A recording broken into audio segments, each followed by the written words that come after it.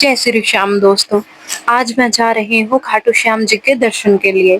खाटू श्याम में स्थित श्याम जी को हारे का सहारा भी कहा जाता है और मान्यता है कि जो भी भक्त हर जगह से हार जाता है और बाबा के पास आता है तो बाबा श्याम जी उसकी सभी प्रॉब्लम्स को दूर करते हैं और उसकी लाइफ को खुशियों से भर देते हैं। अगर आप दिल्ली से खाटू श्याम जी जा रहे हैं तो आप बस या ट्रेन दोनों तरीकों से आसानी से जा सकते हैं। अगर आप बस से जाना चाहते हैं तो दिल्ली से करोल बाग से सीधे तोरण द्वार तक के लिए स्लीपर बस मिल जाती है। मैंने भाई करोल बाग के लिए बस की थी जो कि रात 10 बजे स्लीपर बस हुई, जिसका किराया सिर्फ 1000 रुपए था और बस ने मुझे 4 बजे सीधे तोरण द्वार पे छोड़ दिया था।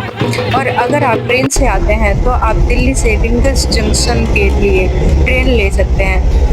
रिंगस से तोरण द्वार सिर्फ 18 से 20 किलोमीटर की दूरी पे है और रिंगस स्टेशन से तोरण द्वार को पर आप आसानी से बस या शेयर टैक्सी से जा सकते हैं, जिसका किराया सिर्फ 120 से 150 रुपए तक हम के लोग बीच आ है। गए हैं खाटू श्याम और ये है तोरण द्वार। अब हम एंट्री करने जा रहे हैं और आगे बताते हैं आपको रूम्स वगैरह कैसे मिल सकता है, दर्शन कैसे कर सकते हो आप। तो आ जाओ। और पहुंचने के बाद सबसे पहले मैंने वहाँ एक रूम लिया जो कि मुझे पड़ा 1200 रुपये में। वहाँ पे आपको आसानी से 500 से 3000 के बीच इजीली रूम मिल जाएगा। इसके बाद मैंने थोड़ा आराम किया और नहा धोकर रेडी होकर मैं सुबह 10 बजे बाबा के दर्शन के लिए निकल पड़ी। रास्ते में बाबा श्याम के मंदिर के पास भक्तों की काफी भीड़ देखने को मिलने लगती है, जिसमें भक्त बाबा के चिन्ह को लेकर पैदल यात्रा करते हुए दिखाई देते हैं। भक्तों को ध्वज के साथ पैदल यात्रा करते हुए देखकर मेरे मन में सवाल आया कि दर्शन के लिए निकल पड़ी। रास्ते में बाबा श्याम के मंदिर के पास भक्तों की काफी भीड़ देखने को मिलने लगती है, जिसमें भक्त बाबा के चिन्ह को लेकर पैदल यात्रा करते हुए दिखाई देते हैं। भक्तों को ध्वज के साथ पैदल यात्रा करते हुए देखकर मेरे मन में सवाल आया कि इतने सारे भक्त इतने सारे ध्वज लेकर यात्रा क्यों करते हैं।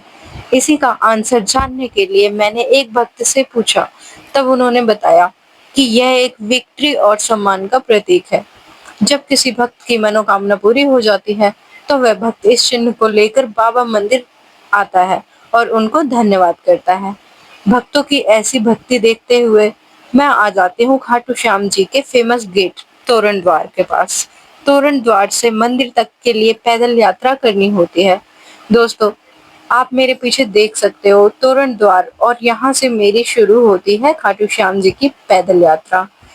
चारों ही तरफ बहुत सारे भक्त हैं, नाच रहे हैं, खाटू श्याम जी की मस्ती में झूम रहे हैं। तो चलिए चलते हैं खाटू श्याम जी के दरबार। तोरण द्वार से मैं मंदिर की तरफ भक्तों के साथ पैदल चलने लगती हूँ। तोरण द्वार से मंदिर लगभग 400 मीटर की डिस्टेंस पर है।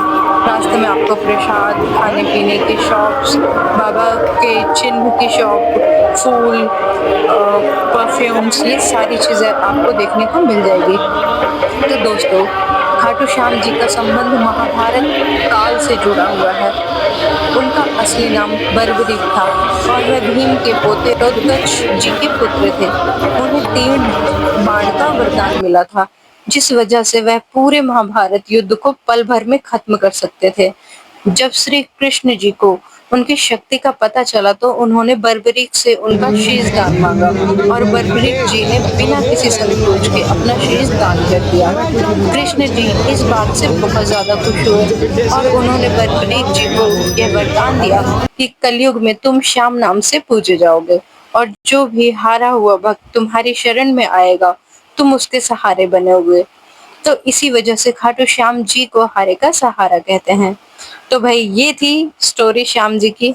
तो मैं धीरे धीरे बाबा के मंदिर के करीब पहुंचती हूँ और मेरा एक्साइटमेंट लेवल बढ़ता जा रहा है कि अब बाबा के दर्शन होंगे और उनका आशीर्वाद मिलेगा।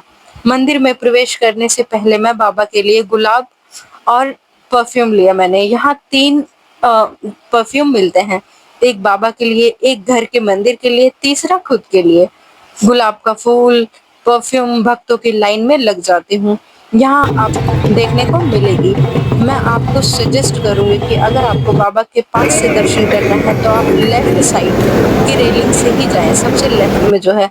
और अगर आपको बाबा के आगे से दर्शन करना है तो आप राइट साइड की रेलिंग से जाएँ। तो भई मेरे को तो आगे से दर्शन करना था और उस लाइन में थोड़ी-सी भीड़ भी कम होती है कि आप ईज़िली वहाँ पे लाइक 1-2 मिनट तक खड़े हो सकते हैं और दर्शन कर सकते हैं। तो मैंने सेलेक्ट किया राइट साइड वाली रेलिंग।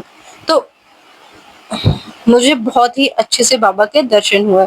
मैंने उनसे बहुत सा आशीर्वाद माँगा और दर्शन करके आगे बढ़ी। तो भाई हमने दर्शन कर लिए, बहुत अच्छे से हो गया। इस वाली लाइन से जाना अच्छे से दर्शन होगा। दर्शन कर लिया है, हनुमान जी के भी दर्शन कर लिए हैं। अब जा रहे हैं शाम को, तो भी आपको तो है।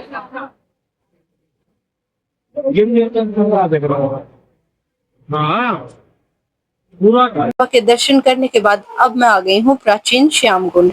इस कुंड में बाबा जी का शीश प्रकट हुआ और ऐसी मान्यता है कि यहाँ स्नान करने से आपके समस्त पापों का नाश होता है।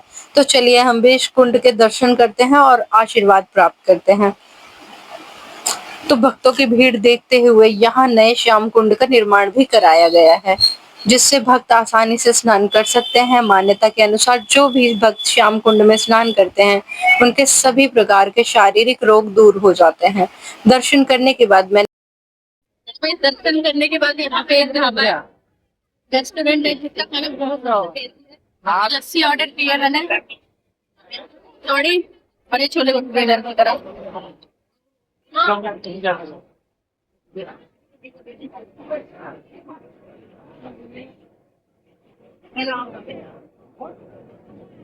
रास्ते में थोड़ी सी शॉपिंग की, जिसमें मैंने कड़े झुमके अपने घर के लिए बाबा श्याम जी की एक बहुत सी सुंदर मूर्ति ली।